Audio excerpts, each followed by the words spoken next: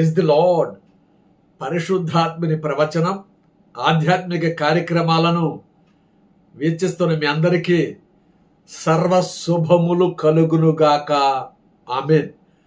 ప్రియమైన సహోదరి సహోదరులారా, దేవునికి అత్యంత ప్రియమైనటువంటి వారులారా, ఈరోజు క్రైస్తవులందరికీ శుభదినము, విశ్రాంతి దినము, సబ్బాతు దినము, ఆదివారము ఆరాధన. ఈరోజు ప్రపంచములో ఉన్నటువంటి క్రైస్తవులందరికీ కూడా చాలా సంతోషకరమైనటువంటి దినము, ఆరాధన దినము. ఎందుకంటే ప్రతి క్రైస్తవుడు ఆదివారము ఆరాధనకు వెళ్లకుండా ఎవరు ఉండరండి. ఎందుకంటే సృష్టికర్త అయిన దేవుడు నియమించినటువంటి నియమాలను, నియమించినటువంటి చట్టాలను, నియమించినటువంటి ఆచారాలను అన్నిటినీ కూడా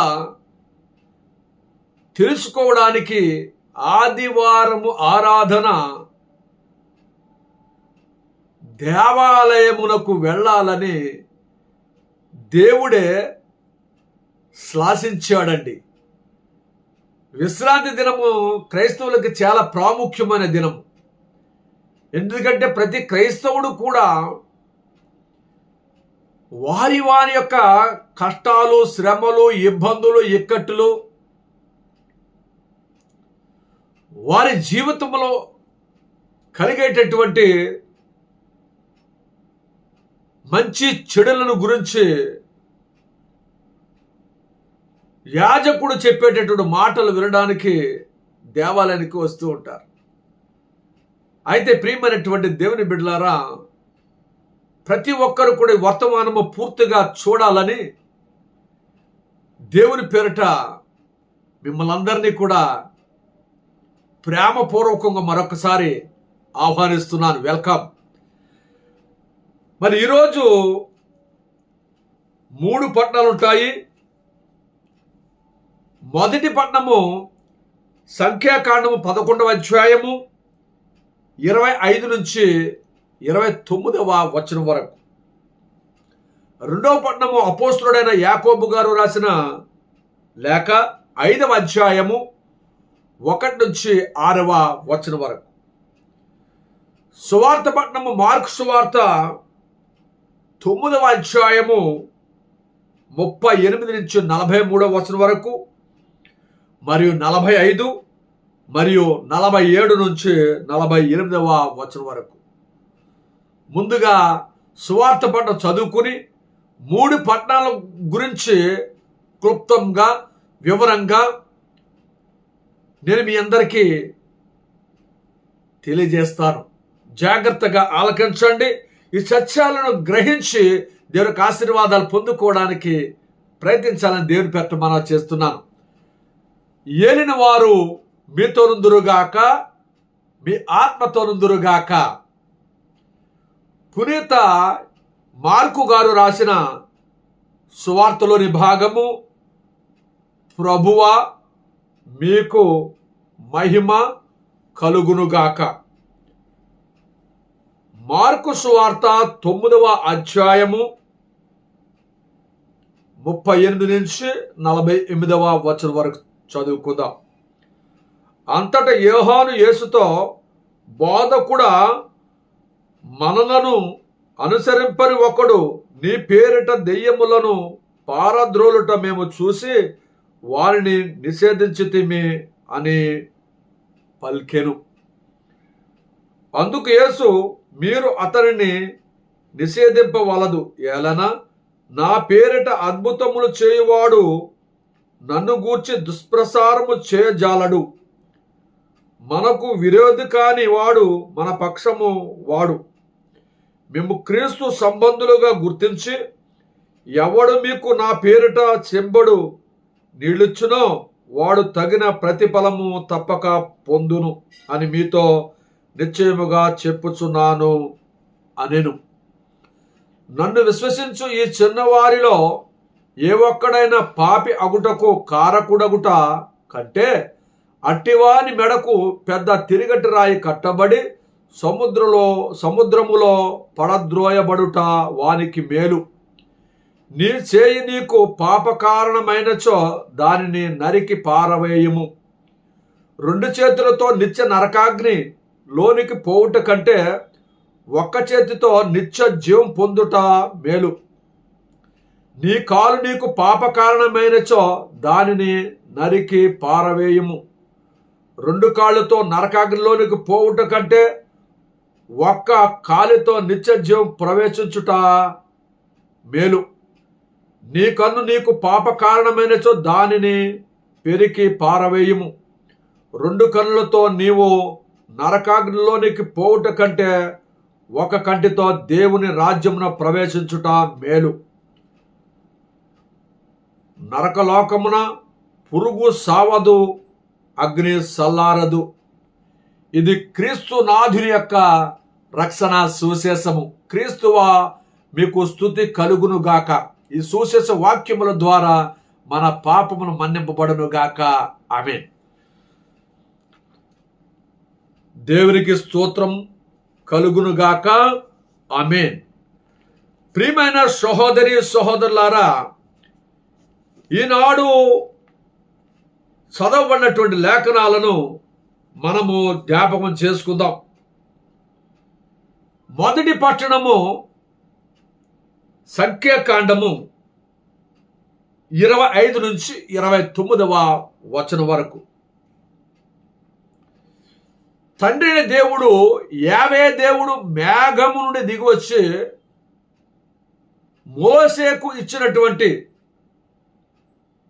కొంత ఆత్మను తీసుకుని 70 మంది ప్రవక్తలపై తన ఆత్మను కుమ్మరించాడు. అప్పుడు వారందరూ కూడా ప్రవచించడం మొదలుపెట్టారు. అయితే ప్రియమైనటువంటి దేవుని బిడ్డలారా, ఈ 70 మంది కూడా గుడారానికి వెళితే ఇద్దరు మాత్రము శిబిరములో ఉన్నారు. అప్పుడు యేసు ప్రభు శిష్యులు చూసి యేసు ప్రభుతో ఏమంటున్నారంటే, శిబిరములో ఉన్నటువంటి ఎల్దాదు మేదాదు అనువారిద్దరు కూడా ప్రవచనములు చెప్పడం ఆరంభించారు అని యేసు ప్రభుతో చెబుతున్నాడు. ప్రియమైనటువంటి దేవుని బిడ్డలారా, ఈ ప్రవక్తలు ప్రవచిస్తున్నారు అంటే దేని గురించి ప్రవచనాలు రాశారు, దేని గురించి ప్రవచిస్తున్నారు అంటే ఈ ప్రపంచములో జరగబోయే సంగతులు, జరిగే సంగతులు, జరగనున్న సంగతులు దేవాలయం యొక్క ఆత్మను పొందుకుని, పరిశుద్ధాత్మను పొందుకుని పరిశుద్ధాత్మ దేవుడే వారిలో నుండి మాట్లాడుతున్నాడు. అంత్య దినాలలో యవనుల పైన వృద్ధుల పైన ఆత్మను కుమ్మరించేదను వారు ప్రవచించేదరు అని చెప్పి యావేలు గ్రంథంలో చూస్తున్నాం. మరి ఈ విధంగా ఈ అంత్య దినాల్లో జరగబోయే సంఘటనల గురించి గమనించండి ప్రియమైనటువంటి దేవుని బిడ్డలారా. మరి జరిగిపోయినటువంటి ఈ నెలలో ఆగస్టు సెప్టెంబర్ నెలలో వర్షాలు పడ్డాయి.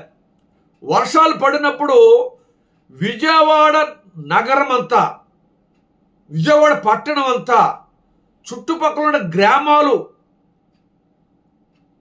అక్కడ విజయవాడ దుర్గమ్మ గుడి, అక్కడ ఉన్నటువంటి ఆ పొలాలు అన్నీ కూడా మునిగిపోయాయి. ఇళ్ళు కూడా కూలిపోయాయి. చాలా మంది చనిపోయారు. ఇది దేనికి సూచన అంటే అంత్యకాలానికి యేసు ప్రభు రెండవ రాకడలో వస్తున్నాడు అని దానికి సంకేతముగా దేవుడు ఈ విధమైనటువంటి అంత్య దినాలలో జరగబోయే సంఘటనల గురించి తెలియజేస్తున్నాడు. ఈ విధంగా జరుగుతాయి కాబట్టి ఈ ప్రవక్తలు ప్రవచించిన ప్రవచనాలను విని యేసు ప్రభువారు నిజమైన దేవుడని నమ్మి రక్షణ పొందుకున్నవాడు రక్షింపబడతాడని యేసు ప్రభువారు మార్కు వార్తలో 1:15 చూస్తున్నాం. కాలము సంపూర్ణమైనది, దేవుని రాజ్యము సమీపించినది, మీరందరూ హృదయ పరివర్తన చెంది మీ పాపం ఒప్పుకొని ఏర్దన్నది బాప్తిసం పొందుకోమంటున్నాడు. ఈ కాలం చెడు కాలం, గడ్డు కాలం. ఈ చెడు కాలములో మానవులు ఏ విధంగా ఉంటారు? దేవుడు సృష్టించినటువంటి నేను సృష్టించినటువంటి జనం ఏ విధంగా తయారవుతారు, ఏ విధంగా జీవిస్తారు, వారి ప్రవర్తన, వాళ్ళ జీవితాలు ఏ విధంగా ఉంటాయని ముందుగానే ప్రవక్తల ద్వారా తెలియచేశాడు. ఈ పరిశుద్ధ గ్రంథాన్ని 40 మంది ప్రవక్తలు 1600 సంవత్సరాలు రాశారండి. దీన్ని మనం చూస్తున్న చిన్న ప్రవక్తలు ఉన్నారు, పెద్ద ప్రవక్తలు ఉన్నారు బైబిల్ గ్రంథంలో.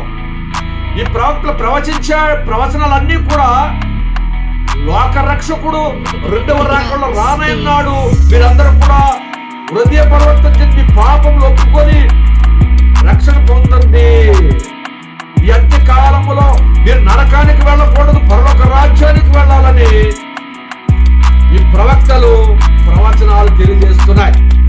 మరి చదవబడిన సంఖ్యాకాండంలో కూడా మరి ఇదే విధముగా శిబిరములో ఉన్నటువంటి మేధాదు ఎల్దాదు కూడా వాళ్ళు ప్రవచిస్తున్నారు.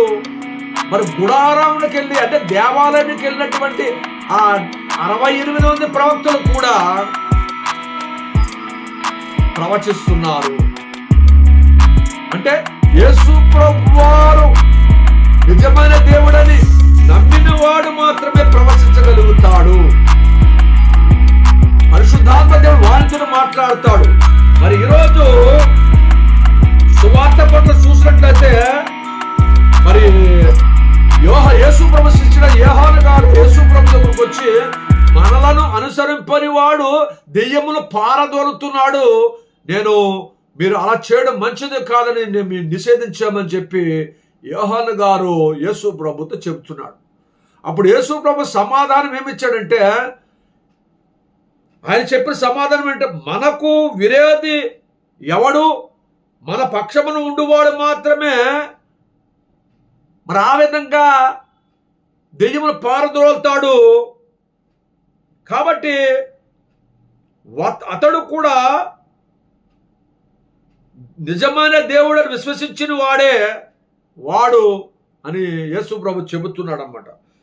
యేసు ప్రభు చెబుతేమన్నాడు, మిమ్ము క్రీస్తు సంబంధులుగా గుర్తించి గుక్కడు మంచినిచ్చేవాడు దాని ప్రతిఫలం పొందుతాడు అని యేసు ప్రభు తెలియజేస్తున్నాడు. ఈనాడు యేసు ప్రభు ఏర్పరిచినటువంటి 12 మంది శిష్యులు, ఆ 12 మంది శిష్యులు యేసు ప్రభు పరలోక రాజ్యానికి వెళ్ళేటప్పటికి 70 మంది శిష్యులు ఏర్పరచుకున్నాడు. ఇంకా అనేక మంది శిష్యులు ఏర్పరచుకున్నాడు.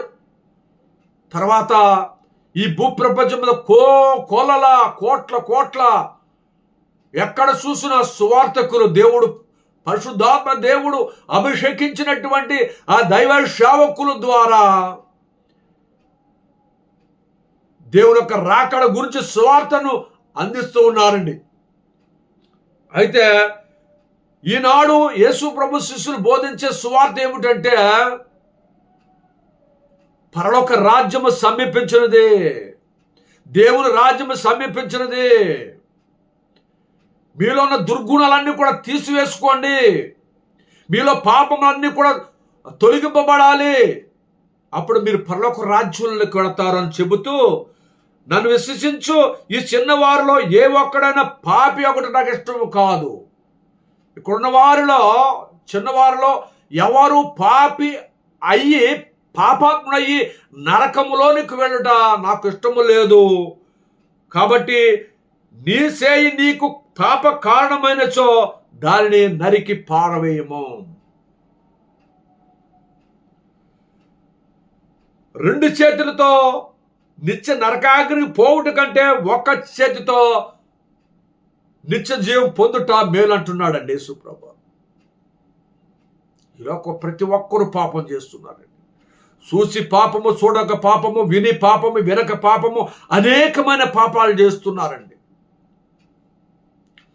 పాపం అంటే ఏంటి? ఆజ్ఞ అతిక్రమించడమే పాపం.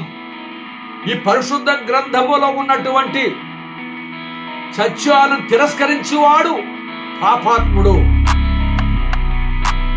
యేసు ప్రభు నిజమైన దేవుడు కాదన్నవాడు పాపాత్ముడు. యేసు ప్రభు మాటల్ని వెళ్ళేటువంటి వాడు పాపాత్ముడు. యేసు ప్రభువాన్ని ఆయన సజీవుడైన దేవుడు కుమారుడని విశ్వసింపని వాడు పాపాత్ముడు. అంటే దేవునికి విరుద్ధముగా చేసే ప్రతి పని కూడా పాపమే. అట్లాంటి పాపాలు చేసే ప్రతి వాడు పాపాత్ముడే. కాబట్టి నీ చెయ్యి నీ పాప కారణమైన సో నీ చేతితో పాపము చేశావు, ఈ చేతితో పాపం చేశానని తెలిసిందంటే నీ చెయ్యి నరికేసుకో. నేను పాపం చేయలేదు అని దేవుని దగ్గర అబద్ధమాడి రెండు చేతులతో నరకాగ్ని పోవుట కంటే నీ పాపం ఒప్పుకొని నువ్వు చేత పాపం ఒప్పుకొని చేయి నరికేసుకో. ఒక్క చేతితో పరలోక రాజ్యం వెలుట ఎంతో మేలు అంటున్నాడు యేసు. అలాగే నీ కాలు పాప కారణమైన సో ఆ కాలు నరికివేయి. నువ్వు రెండు కాళ్ళతో నరకాగ్నికి పోవుట కంటే ఒక కాలుతో పరలోక రాజ్యం వెళ్ళుట ఎంతో మంచిది అంటున్నాడండి. ఈరోజు కాళ్ళతో పాపం చేస్తూ ఉంటారు, చేతులతో దొంగతనాలు చేస్తూ ఉంటారు, ఎదుటివాడిని వేలెత్తి చూపెడుతూ ఉంటారు, చాడీలు చెబుతూ ఉంటారు, చేతులతో చీపించి మరీ చెప్తూ ఉంటారు, చేత్తో నరహత్య చేస్తూ ఉంటారు, మర్డర్లు చేస్తూ ఉంటారు, దొంగతనాలు చేస్తూ ఉంటారు. రకరకాల పాపకార్యాలు చేస్తున్నట్లయితే నీ చేయి నరికేసుకో. నేను పాపం చేత నీ అంతరాత్మకు తెలుసు, నేను పాపాత్మని పాపం చేశానని నీకు తెలిసినప్పుడు ఆ చేతి నరికేసుకో. లేదా పాపం చేయలేదు రెండు చేతులతో నరకానికి పోవడం కంటే నేను పాపం చేశాను దేవుని దగ్గర ఒప్పుకొని ఒక చేత్తో పరలోక రాజ్యం వెళ్ళడం ఎంతో మంచిదండి. అలాగే కాలుతో పాపాలు చేస్తుంటారు, నడుచుకుంటూ వెళ్తూ ఉంటారు, ఎక్కడెక్కడ నడుచుకుంటూ వెళ్తూ ఉంటారు పాపం చేయడానికి, పాపంలో పడిపోతూ ఉంటారు. నీ కాలు పాపం చేసింది అనుకో, నడుచుకుంటూ వెళ్ళి పాపం చేస్తున్నావు అనుకో, నడుచుకుంటూ వెళ్ళి పాపం చేస్తామండి. నీ ఆత్మ చెబుద్ది అక్కడికి వెళ్ళు, ఇక్కడికి వెళ్ళు, నడుచుకుంటూ వెళ్ళు, అది ఆ పాపం చేయి, ఈ పాపం చేయించి నీ అంతరాత్మ నీకు మంచిగా చెప్తుంది. కానీ నీలో ఉన్నటువంటి ఆ ఆత్మ మంచి చెప్తే దురాత్మ నీలోకి వచ్చి నేను మంచి చేయనివ్వదండి. నువ్వు చెడు చేస్తూ ఉంటావు. నీ కాలు పాపం చేస్తావు, కాలుతో ఏం చేస్తూ ఉంటావు? తన్నుతావు. చాలా మంది ఆ కాలుతో చూసి చూడక విని చూసి దొక్కేస్తూ ఉంటాయి, చిన్న చిన్న పురుగులు దొక్కుతూ ఉంటాం. ఈ కాలుతో రకరకాల పాపాలు చేస్తూ ఉంటాం, చెప్పచక్యం లేని పాపాలు. అలాంటి పాపం చేసేప్పుడు నా కాలుతో పాపం చేశారంటే కాలు నరికేసుకో. రెండు కాలుతో నరకాగ్ని పోటు కంటే ఒక కాలుతో మరొక రాజ్యం చాలా మంచిది. అలాగనే నీ కన్ను నీకు పాప కారణమైన సో ఆ కన్నుని పెరికివేయి. రెండు కళ్ళతో రెండు కళ్ళతో నిత్య నరకాగ్నిలో పోటు కంటే ఒక కళ్ళతో పరలోక రాజ్యము నిత్యం పొందుట ఎంతో మేలు అంటున్నాడు. కళ్ళుతో పాపం చేస్తాం, చూసి పాపం అంటే మన చూపు చాలా మంది చూపు సరిగ్గా ఉండదండి. దొంగ చూపు చూస్తూ ఉంటారు, విసుక చూపు చూస్తూ ఉంటారు. అలా విసుగు చూస్తున్నావేమో, చెడుగా చూస్తున్నావేమో, చెడుని చూస్తున్నావేమో, చెడు చేయాలని చూస్తున్నావేమో. ఈ కన్ను నీకు పాప కారణమైనచో దాన్ని పెరికివేయి. 2 కళ్ళతో నరకాగ్నికి పోవుట కంటే ఒక్కరితో నిత్యజీవం పొందుట మేలు. నరకాగ్నిలో ఏంటి? అగ్ని ఆరదు, పురుగు సావదు. నరకములో, పరలోకములో ఆకలి దప్పికలుండవు, ఆనందముగా సంతోషంగా ఉంటావు. యేసు ప్రభు వచ్చేందుకు కూడా దేనికోసం? ఈ లోకానికి. దేవుడు లోకమును ఎంతో ప్రేమించి తన ఏకైక కుమారుని ఈ లోకానికి ప్రసాదించాడు. మనం రక్షించడానికే వచ్చాడు, కానీ శిక్షించడానికి కాదు. రక్షించడానికి వచ్చినప్పుడు రక్షించగలిగేటటువంటి మాటలు చెప్పినప్పుడు నువ్వు వినకపోతే నువ్వు శిక్షింపబడతావు. యేసు ప్రభు మాటలు నువ్వు వినాలి, నమ్మాలి. యేసు ప్రభు పంపిన సేవకుల మాట నమ్మాలి. సేవకులు కూడా అబద్ధమాడరు, పాపము చేయరు. అని సపోజ్ పాపం చేసినా, తప్పు చేసినా దేవుని దగ్గర మొరపెట్టి క్షమాపణ అడుగుతారు. ఆ పాపాలు దేవుడు క్షమిస్తేనే కానీ ఆ సేవకుడు కూడా సువార్త బోధించడానికి అర్హుడు కాదండి. అదే విధముగా ఈ సేవకుడు సువార్త బోధిస్తున్నప్పుడు కూడా ఇప్పుడు చదవబడిన లేఖన భాగాలను బట్టి చాలామంది రకరకాల పాపాలు చేస్తూ ఉంటారు. సేవకులు విమర్శిస్తూ ఉంటారు. సేవకులు చేసే పనిని తప్పుపడుతూ ఉంటారు. పరలోక రాజ్య మార్గమును చూపించమని యేసు ప్రభువారి పరిశుద్ధాత్మ దేవుడే, ఆ తండ్రి దేవుడు అభిషేకించి పంపబడిన సేవకుడు చెప్పిన మాటలు ఈనాడు దైవ సంఘములో గిట్టడం లేదండి, సంఘములో ఆచరించడం లేదండి. మరి దైవ సేవకుడు దేవునికి మా ప్రజలకు మధ్యవర్తాన్ని విశ్వసించాలి. మధ్యవర్తాన్ని మోసే ఇశ్రాయేలు ప్రజలుగా దేవునికి మధ్యవర్తిగా దేవునికి ప్రార్థించినప్పుడు దేవుడు ఏ విధంగా అయితే మన్నాను కురిపించాడో, 40 సంవత్సరాలు మరి ఐగుప్తు దేశం నుండి కానాన్ దేశం ఏ విధంగా చేర్చాడో, మోసే మాట దేవుడు ఆలకించాడు, ప్రజలు నమ్మారు. అలాగే దైవ సేవకుని మాట దేవుడు నమ్ముతాడు, ప్రజలు కూడా నమ్మాలి. దైవ సేవకుడు పాపాత్ముడుగా ఉంటే నువ్వు బోధించే సువార్త ఎవరు నమ్మరండి. కాబట్టి దైవ సేవకులు విమర్శించే వారిగా ఉన్నారండి. ఇక్కడ వాక్యం భాగంలో చూస్తున్నాం. ఇట్లాంటి విమర్శించుకోకుండా దైవ సేవకుడు విమర్శించినట్లయితే దేవుణ్ణి విమర్శించినట్లండి. కాబట్టి మరి ఈ గడ్డు కాలములో, ఈ చెడు దినాలు కాబట్టి నీ ఆత్మ రక్షించుకో. స్త్రీ అవ్వచ్చు, పురుషులు అవ్వచ్చు, వారి క్రియలు బట్టి వారి పరలోకానికి వెళతారండి. భార్య పాపం చేస్తే భార్య, భర్త పాపం చేస్తే భర్త, భర్త పుణ్యం చేస్తే భర్తకే, భార్య పుణ్యం చేస్తే భార్యకి. ఎవరి పాపాలు వాళ్ళకి, ఎవరి పుణ్యాలు వాళ్ళకే. కాబట్టి నేను పుణ్యం చేస్తున్నా, నా భార్య పాపం చేస్తుంది అంటే నీ భార్య కూడా పుణ్యకార్యం చేయాలి. భార్య మధ్య కలిసి జీవించాలి, ఒకే మాటగా జీవించాలి. మీ పిల్లలను కూడా దేవుని మార్గం నడిపించాలి. మీ పిల్లలు కూడా దేవుని వాక్యం బోధించాలి, సత్యాన్ని తెలియజేయాలి, దేవునికి విరుద్ధముగా జీవించకుండా ఉండాలని చెప్పాలి. ఆ విధంగా మీ కుటుంబ యజమానులు చేసినట్లయితే పిల్లలు కూడా దాన్ని సరిదిద్దుకుంటారండి. ప్రియమైనటువంటి దేవుని బిడ్డలారా, మరి యాకోబు గారు రాసినటువంటి లేఖలో 5వ అధ్యాయం 1-6 చూసినట్లయితే, భాగ్యవంతులారా నా మాటను ఆలకింపుడు, రానున్న దుర్దశలను గూర్చి శోకించి అర్థనాదము చేయడు. రానున్నటువంటి ఉగ్రతను తప్పించుకోవడానికి మీరు రోధించండి, శోధించండి. మీరు మీ భాగ్యమును, మీరు సంపాదన వెండి కానీ, బంగారములు కానీ, బట్టలు కానీ అన్ని తుప్పు పట్టేస్తే దేనికి ఉపయోగం ఉండదు. కాబట్టి మీరు అక్రమంగా సంపాదించుకుంటున్నారు. మీ పొలంలో పనిచేసే వానికి కూలి ఇవ్వడం లేదు, బిగబడుతున్నారు. కాబట్టి మీ భాగ్యములు తులతి నాకు తెలుసు.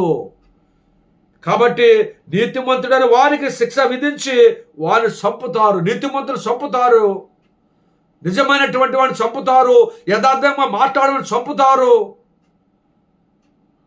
కాబట్టి భాగ్యవంతులారా, ఈ దుర్దశలో మీ పాపం ఒప్పుకొని మీరు సంపాదించినటువంటి ఆ ఆస్తులను దాన ధర్మం చేయండి, పుణ్యకాలను పంచిపెట్టండి పేదలకు. కుడి చేత దానం చేత ఎడం చేతికి తెలియకుండా దాన ధర్మాలు చేయండి, పుణ్యకాలను చేయండి. అప్పుడు మీరు కూడా పరలోక రాజ్యంలోనికి వస్తారని చెప్పి యాకోబు గారు తెలియజేస్తున్నాడండి. ఈ దుర్దశలో, ఈ చెడు దినాలలో ఎవరైనప్పటికీ కూడా